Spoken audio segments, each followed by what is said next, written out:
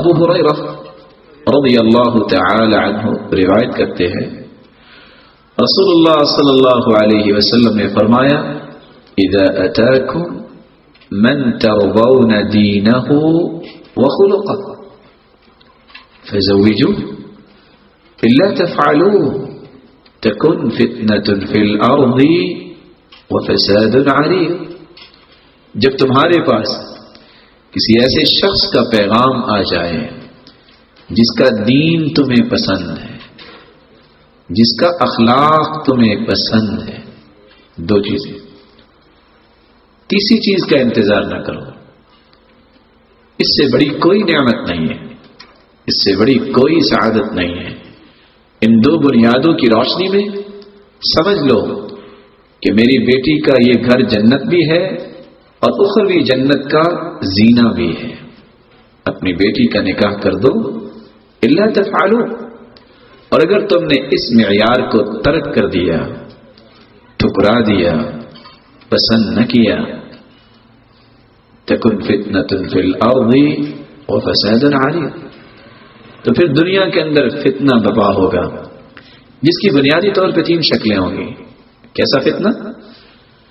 پہلا فتنہ شاید کہ دوبارہ نیک سیرت شخص کا پیغام تم تک نہ پہنچ سکے.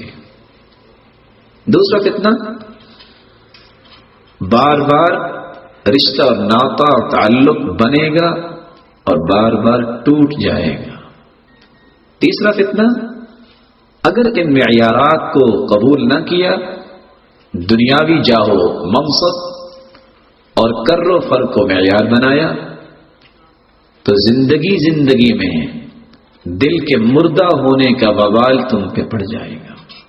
اور جس خوشی کے ساتھ تم نے دین کو ٹھکرایا ہوگا، اسی خوشی کے ساتھ ہی بہت ساری مصیبتیں اور غم تمہیں سینے سے لگانے پڑیں گے.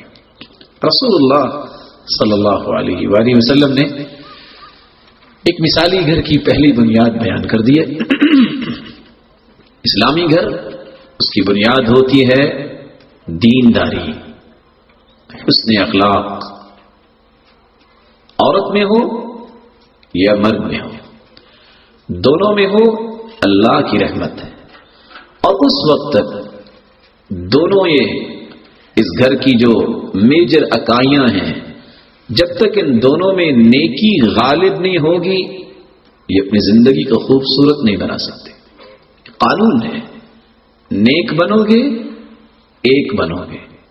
دونوں کی سوچ، دونوں کے تصورات، دونوں کے تفکرات، دونوں کے لیل و نہار کا رخ جب اللہ کی رضا ہوگا، تو پھر یہ دنیا میں بھی اپنے گھر کو، مثالی گھر تو بہت چھوٹا لفظ ہے، اپنے گھرانے کو یہ جنت کا باغیچہ بنا سکتے ہیں. سبسکرائب کیجئے ہمارے چینل اور دبائیے بیل کا آئیکن تاکہ آپ کو ریگولر نوٹیفیکیشن اپڈیٹس مل سکے.